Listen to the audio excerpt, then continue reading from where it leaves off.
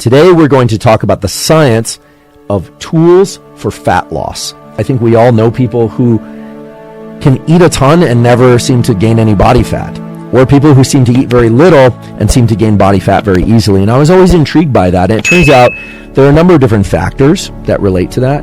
Simply moving around a lot, even if those are subtle movements, greatly increases the amount of energy that you burn. So let's talk about how to activate the nervous system in ways that it promotes more liberation, movement, mobilization of fat, and more oxidation of fat. How many calories you ingest versus how many calories you burn is the fundamental and most important formula in this business of fat loss and weight management in general. There's simply no way around the fact that if you ingest far more calories than you burn, you're likely to gain weight. But the calories burned portion is strongly influenced by a number of things that you can control. Belief effects, just thinking, can impact the effects of things like exercise on weight loss.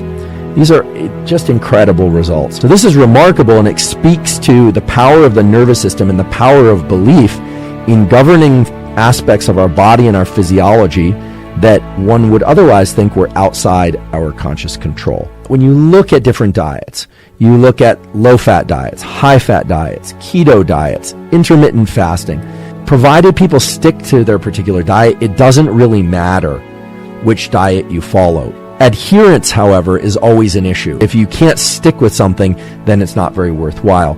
So let's talk about movement and the more traditional kinds of movement, aka exercise. Rather than think about weight training versus cardiovascular exercise, I think the most simple way, the most fluid way to have this conversation about exercise and fat loss is in terms of three general types of training. So we can think about high, medium, and low intensity exercise, or high intensity interval training, sprint interval training, or moderate intensity continuous training. Digging through all the studies on this, we're finally starting to arrive at a consensus of when is best to do exercise and what types of exercise to do if your goal is fat loss. There's some great stuff out there, and there's some really terrible information out there, and there's a lot of controversy. Fat metabolism is something that happens systemically throughout the body at about or after 90 minutes of moderate intensity exercise. There's a switchover point. You will burn far less fat from the 90-minute point onward than you would if you had gone into the training fasted. Now, 90 minutes of moderate intensity exercise is a lot. There are also studies that point to the fact that you don't have to wait to 90 minutes in order to get this enhanced fat burning effect. The studies I was able to find, and that looked to me like quality peer-reviewed studies with no company bias or no product bias of any kind, pointed to the fact that if one does high-intensity training, well, then the switchover point in which you can burn more fat if you go into that fasted comes earlier. The nervous system and the role of the brain and other neurons has been vastly overlooked in the discussion about losing fat. Your nervous system is the master controller of this process, and it plays a strong role in the calories out, the calories burned component. Remember, your nervous system, which includes your brain and your spinal cord and all the connections that they make with the organs of the body, governs everything. It's the on switch and the off switch for your immune system. It's the on switch and the off switch, it turns out, also for fat burning. Your body fat of various kinds, and there are several kinds of body fat, are actually innervated by neurons. Neurons connect to your body fat and can change the probability that that body fat will be burned or not. These cells in our body, they are there as fuel for the furnace of our body, which is our metabolism. The nervous system, neurons, has the opportunity to turn up the intensity of that furnace. It has the opportunity to increase the amount of heat that we produce, and therefore the amount of energy that we burn. And people who overeat, the people who can have the second or the third donut or donuts at all and don't seem to put on weight to the same degree, they are people that move around a lot even when seated. They're people that will often move their limbs very quickly as well. Fidgeting movements, staccato movements, standing up, walking around, pacing, all the sort of nervous activities that we're so critical of in other people and sometimes in ourselves are actually mobilizing and oxidizing a lot of fat and a lot of energy. In 2015 and again in 2017, there have been studies that have explored this using some modern metabolic tracking. And indeed, simply moving a lot, being a fidgeter, bouncing your knee, standing up and pacing, what's called NEAT, N-E-A-T, which is non-exercise activity thermogenesis, NEAT, led to considerable amounts of fat loss and weight loss. There even have been studies that have explored other things that correlate with fidgeters. Fidgeters stand up very quickly at the end of a lecture, or they start to gather their things very quickly, whereas non-fidgeters don't. And while this probably won't compensate for chronic overeating, the caloric burn from this is considerable and very likely can offset a meal that had excessive calories or a kind of steady state of eating too much. There's clearly a tool to export from this, which is that you can increase the amount of calories burned without having to go on additional long runs. You might say, well, how could these little micro movements lead to so much caloric burn? And that's where it really gets interesting. These little fidgety movements, the engagement of certain aspects of our musculature that are nothing like exercise. It's not these large coordinated or rhythmic body movements, but rather subtle little bits of fidgety movement, or those low-level movements. They trigger epinephrine release from these neurons, and they stimulate the mobilization of fat. And then that fat is oxidized at higher rates. If you're really interested in burning calories and you already exercise, you want to burn more, or you don't have the opportunity to exercise, or you're averse to exercise for whatever reason, what's the protocol? Fidget. So for people that are overweight who are kind of averse to exercise, fidgeting might actually be a good entry point. I do hope that people are exercising regularly because it's so important for other aspects of brain and body health. But nonetheless, we are all time limited, and we are not all so ready to embrace exercise. Just the use of something like low-level movement, and it's almost like a tremor, but also these like short, small, fidgety movements. This has nothing to do with exercise in the traditional form, and yet 800 to 2,500 calories per day, that's a considerable amount of fat oxidized. Now it should make sense why shivering is one of the strongest stimuli that one can incorporate to stimulate fat loss. So in recent years, there's been a growing interest in the use of cold for various things like improving stress tolerance, improving metabolism, recovery from exercise. Cold causes the release of adrenaline from your adrenals, and it causes the release of epinephrine from these neurons that connect to fat. And there are several ways that you can use shivering, you can leverage shivering, and you can leverage cold to accelerate fat loss. But you have to do it correctly. And most of the people that are using cold and frankly suggesting cold as a means to increase metabolism fat loss are suggesting the exact wrong protocol. It is shivering itself that causes the brown fat to increase your burning, your burn rate, and your metabolism. If you get into cold water or an ice bath or a cold day and you try and remain calm and resist shivering, you actually short circuit this mechanism for increasing brown fat thermogenesis. Cold exposure does several things. Making ourselves cold can allow us to build up mental resilience, and I find this fascinating. I wish more people knew about it, which is why I'm telling you about it today.